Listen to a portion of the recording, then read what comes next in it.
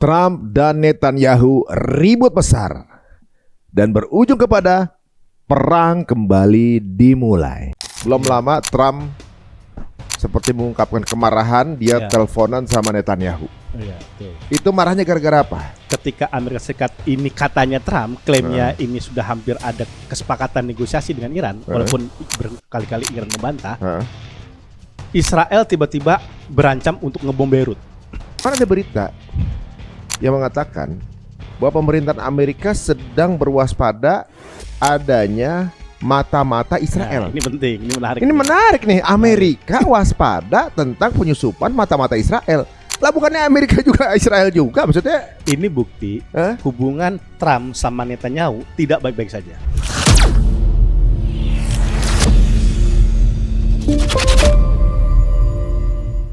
Oke.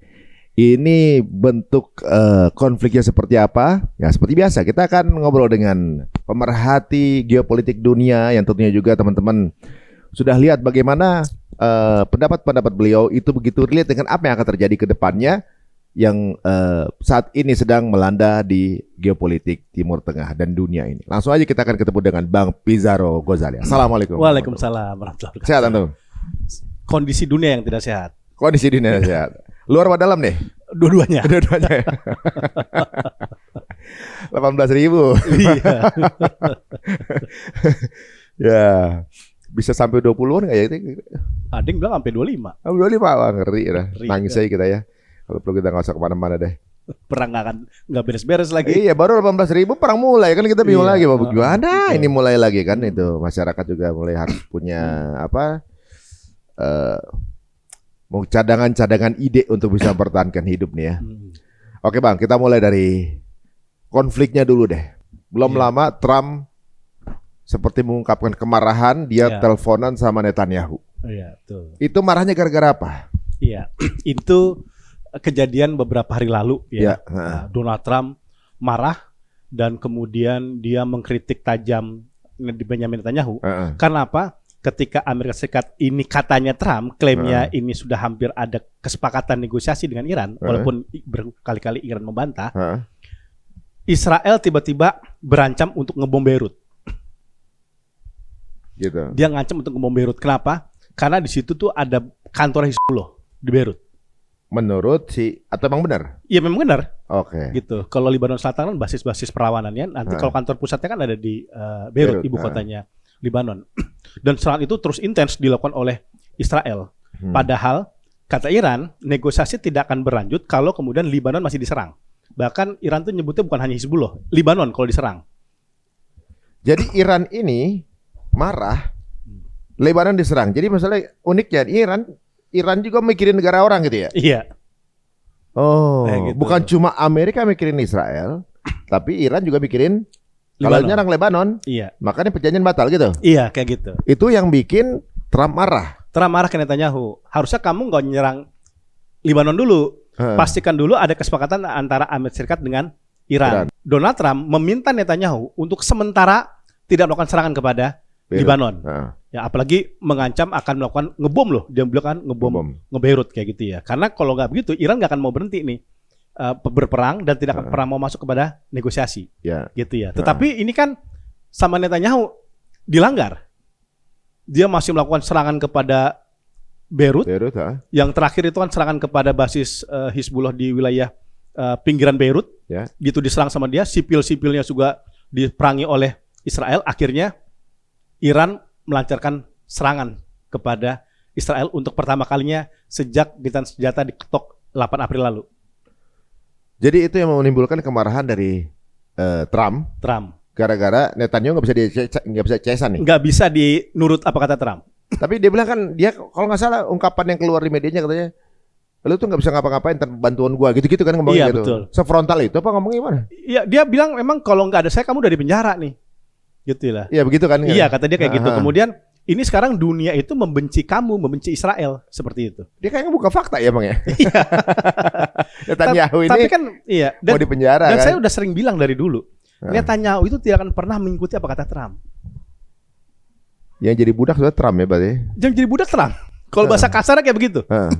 yang jadi budak Trump. Dan terbukti berkali-kali kan Netanyahu itu berani menabrak garis pembatas yang sudah dibuat oleh Amerika Serikat dalam beberapa waktu belakangan kan. Ya misalkan dia lakukan serangan kepada Lebanon, gencatan senjata Gaza juga ancur-ancuran sekarang. Israel juga pernah nyerang Qatar kan, nyerang Doha. Ini yang juga ditakutin Israel nyerang Oman. Gitu ya. Ini mungkin negara-negara Teluk masih nahan, tapi bukan kemungkinan bahwa Israel itu bisa melakukan serangan kepada Oman. Jadi pengen menciptakan kekacauan di wilayah Timur Tengah.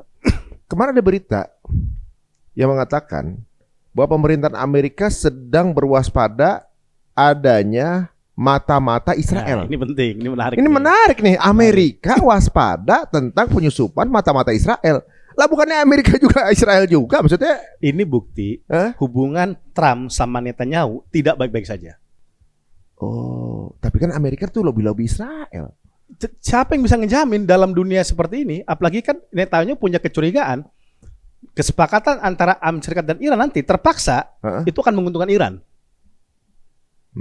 Gitu. Karena kan sekarang udah gak ada pilihan nih. Gak punya bargaining power dia. Gak punya bargain sekarang. Donald Trump itu minta misalkan fasilitas nuklirnya Iran itu dibongkar dan cadangan uraniumnya dikasih kepada kepada Amerika Serikat langsung. Dan Mojtaba udah menolak.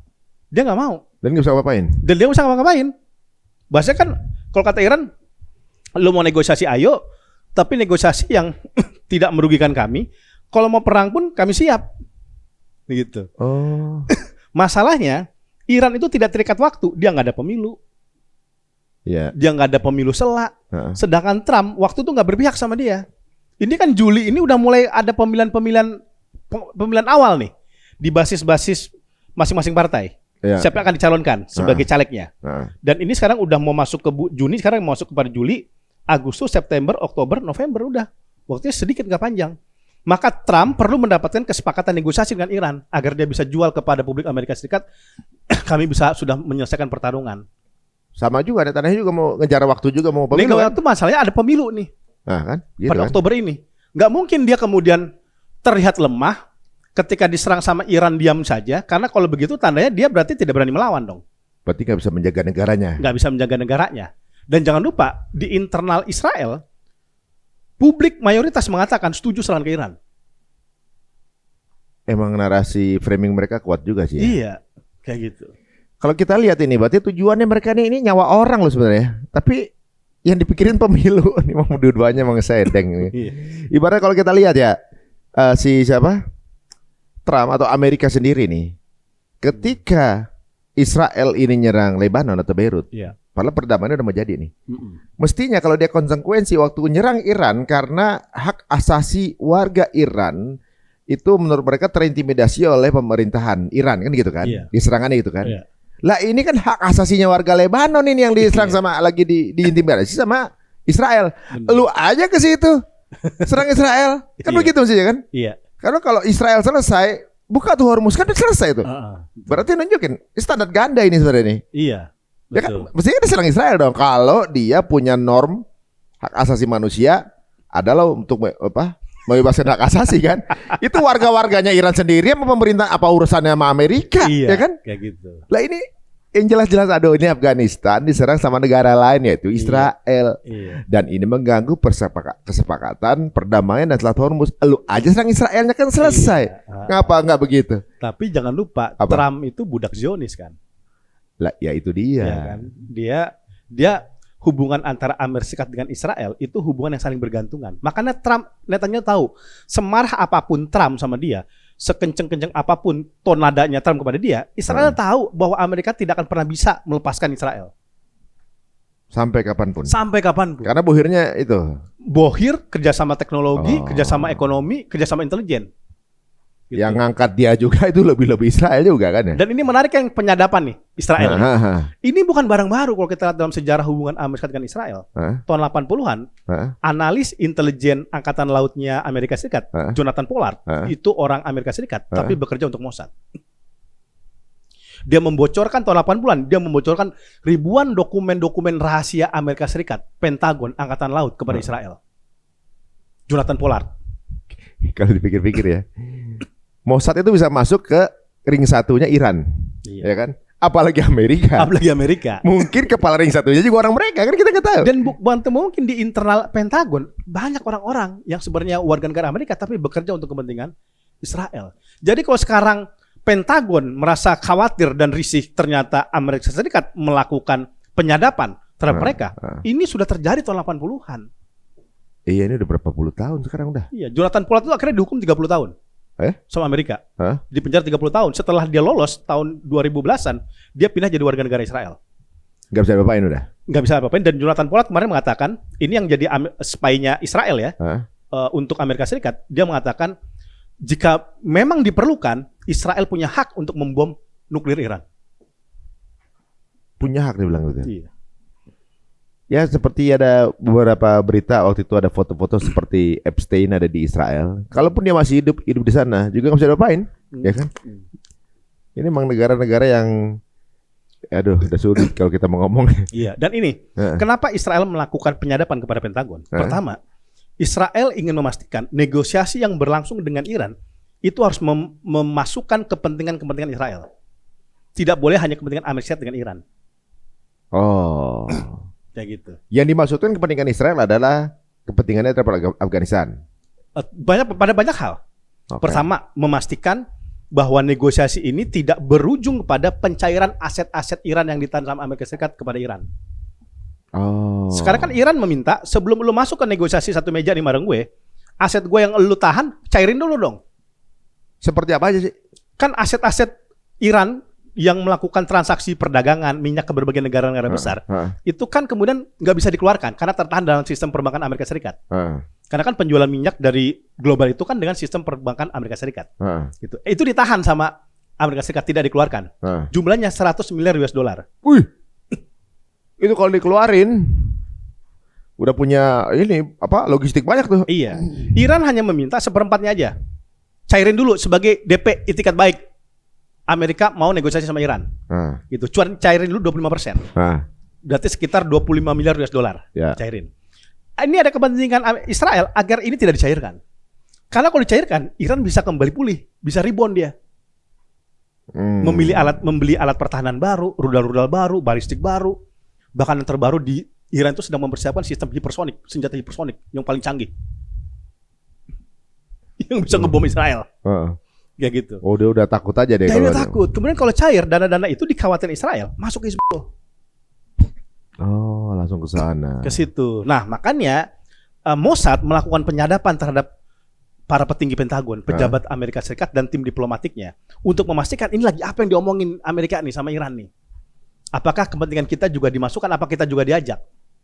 Karena apa? Israel curiga kesepakatan Donald Trump sering kali merevisi poin-poin MOU dengan Iran. Kan hari pertama misalkan A, hari kedua B, C, direvisi terus kan. Dan itu yang membuat Israel itu tampaknya curiga. Ini jangan-jangan mau menyisihkan kita nih. Jadi Trump itu consistently inconsistent. Jadi dia konsisten, dia nggak konsisten gitu ya. Iya.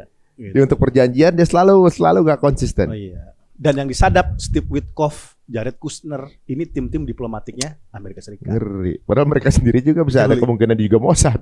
Disadap juga. Bayangin tuh. Ya, mereka jadi bingung sendiri kayaknya nih. Ini mana teman mana bukan sih sebenarnya. Aduh, pusing sendiri tuh. Ya. Iya. Ini yang Zolim lagi ribut ini. Udah kayak Selawat Askil. Dia ribut sendiri, dia pusing sendiri itu ya. Padahal kalau kemarin nggak mulai perang juga nggak sepusing ini. Iya, makanya. Ngapain juga dia mulai perang kan? Jadi perang ini kan bisikan Netanyahu. Lah iya itu dia. Gitu. Gara-gara ini dunia kok tenang ya? Gitu kan ya. Iya. Kok dunia adem ya, tenang-tenang aja, mesti perang sama siapa dulu nih kan gitu kan. Aduh, parah memang. Nah, belakangan ini ada lagi. Beliau kan baper, ya kan? Baper sama Netanyahu ya kan. Belakangan ada kabarnya dia juga baper sama media Amerika kan. Nah, ini teman-teman bisa cari nih videonya. Entah di TikTok kayak di YouTube ya. Donald Trump marah ketika diwawancara. Ini gimana ceritanya? Iya. Jadi gini, Donald Trump ini hubungan sama media sejak dia periode pertama itu nggak baik-baik saja. Kebetulan saya juga pernah jadi freelancer untuk media Amerika, kayak gitu ya. Dan kita lihat narasi-narasi media Amerika itu sangat kontra sama Trump. Dan kemudian ketika, namanya juga media itu kan harus kritis. Ya. Dia kan tidak boleh, media itu kan skeptis dengan pernyataan pejabat, apalagi pernyataan Trump. Ketika Trump mengatakan Iran sudah dihancurkan, nuklir mereka sudah kita benamkan, dia tidak lagi punya perlawanan. Ya wartawan nanya, tapi itu buktinya masih bisa nyerang Iran, masih bisa melakukan perlawanan. Kata lu udah menang. Kata udah menang. Nah ini dia ngambek, baper dia. Ketika ditanyain itu. Iya. Oh. Sama media. Maksudnya pemimpin negara tuh lebih bijak ya maksudnya. Ya, harusnya. Ya, nanggapi gitu itu kan. Cuma gitu. kan masa kan dia udah ngomong beratus-ratus kali, kok lu masih nanyain aja sih? Oh. Gitu loh. Apa disebut beberapa medianya gitu kan? Iya. Ya media nanya lah, kan pengen nanya mereka. CNN kan dulu dianggap misalkan pro sangat dengan pemerintah Amerika Serikat kan. Tapi semua media sekarang udah hampir banyak yang kontra sama Trump. New York Times saja sekarang udah mulai mengkritik Israel. Iya karena kalau mereka pro nggak ada yang beli juga. Kan gitu kan. Iya. Narasinya udah nggak populer itu. Iya, dan gitu. namanya juga wartawan kan selemah-lemah imannya itu nuraninya masih ada. Iya benar-benar. Dan maksudnya fakta di lapangan dia juga ngelihat, masa dia lebih bodoh dari masyarakat kan? Mungkin kan orang-orang udah pintar semua bahwa ya ujung permasalahan dunia itu ya mereka ini gitu. Nah kemudian ketika ditanyain itu kesel dia walk out itu. Walk out. Udahlah, nggak ada gunanya ngomong sama lu. Iya. Masalahnya gini, yang nanya bukan cuma dia. Ya kan? Iya. Semua media nanyain dia gitu. Jadi kalau ya pusing Trump itu karena kan dikit lagi pemilu, gua belum dapat kemenangan, gua belum dapat win-win solution sama Iran. Ya dia belum mendapatkan apa yang dia inginkan, tiba-tiba perang lagi sekarang. Yang waktu di lagi hearing session kalau nggak salah, Mark Rubio ditanyain itu kenapa presiden lu tidur, itu juga rame tuh. Dia udah pusing, capek, ngantuk lagi. Gimana ceritanya itu? Tidur berdiri udah.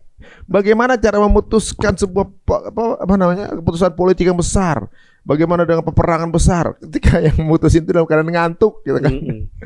Itu juga rame tuh. Iya. Waduh, jadi kalau sekarang posisinya dia lagi kejar-kejar nama apa?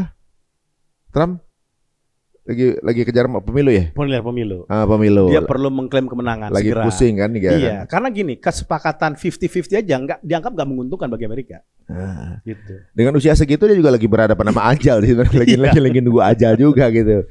Mau ikut perang atau enggak, dia akan meninggal juga bentar lagi. Iya. Gitu. Cuma ya kita doain aja guys ya untuk keselamatan buat keluarga kita, maksudnya doainnya.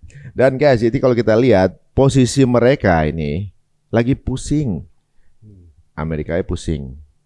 Israel juga lagi pusing. Lagi pusing habis kan? Gitu. Dan di sisi lain ternyata gara-gara serangan dari Israel ke Beirut dimulai kapan tuh Iran mengebom? Iran mengebom sekitar 2 harian lalu ya. 2 harian lalu. Itu skalanya gimana? Eskalasinya memang gini, besar atau gimana? Jadi gini, namanya juga ketika dia mengawali perang ya. Jadi Iran ini serangan dia kepada Israel itu lebih pada serangan peringatan. Kan bahasa gini, Iran itu udah habis batas kesabarannya. Gitu. Dia udah berkali-kali mengingatkan, udah berkali-kali menyampaikan jangan serang Libanon, jangan serang Hizbullah karena itu akan mengganggu negosiasi. Dan Libanon itu menjadi bagian dari negosiasi itu sendiri, nggak bisa dipisahkan. Nah, Iran pastikan kalau dia cuma ngomong doang, dia tidak melakukan tindakan, dia kan diukur sama Israel, ini orang macan kertas. Mondon ya. Kayak gitu. Dia tidak kayak Donald Trump ya kan, ngancem serang Iran tapi tidak berani kan, kayak gitu. Sampai dijuluki taco kan, Trump always chicken out. Antara ucapan dan perbuatan berbeda. Nah, saya kira Iran kenapa akhirnya menyerang Israel? Karena dia tidak mau dianggap ancaman itu hanya seperti kata-kata aja. Jadi bahasanya gue benar-benar kemudian ngebuktiin nih apa yang gue ucapin, gue lakuin. Agar dia tidak dilihat lemah di depan Amerika Serikat dan Israel. Gitu. Makanya kemarin itu serangan itu mulai dilancarkan. Cukup besar walaupun belum skala perang besar ya. Belum. Karena itu masih peringatan nih. Ini bahasanya kalau lu mulai lagi serangan kepada Lebanon, gue bisa lebih kencang lagi nih serang kepada lu. Ancamannya gitu. Gitu. Dan kemudian kan Trump mengontak Netanyahu langsung kan, jangan respon serangan Iran, jangan bales. Don't retaliate Iran attack gitu. Jangan ini bales. Yang bikin berantem itu? Iya. Nah, Netanyahu kan nggak bisa kayak begitu. Justru kalau gue nggak balas serangan Iran, gue dianggap lemah sama Iran. Kayak gitu. Apalagi dia mau pemilu kan. Masalah gini, Netanyahu itu tidak hanya berhadapan dengan Iran, tetapi kepada faksi-faksi Zionisme religius di internal Israel. Ben Gvir, kemudian Bezalel Smotrich, ya partai-partai yang lain. Kan ini kan akan dijual untuk pemilu Oktober nanti. Oh. Dia butuh pencitraan itu jadi. Dia butuh klaim bahwa saya tidak tunduk. Dan juga jangan lupa di internal oposisinya Israel, ini menarik juga nih, Naftali Bennett, Yair Lapid. Bahkan mereka pakai bahasa kayak gini. Ini untuk membuktikan bahwa hubungan Amerika dan Israel itu tidak baik-baik saja, bahkan kronis.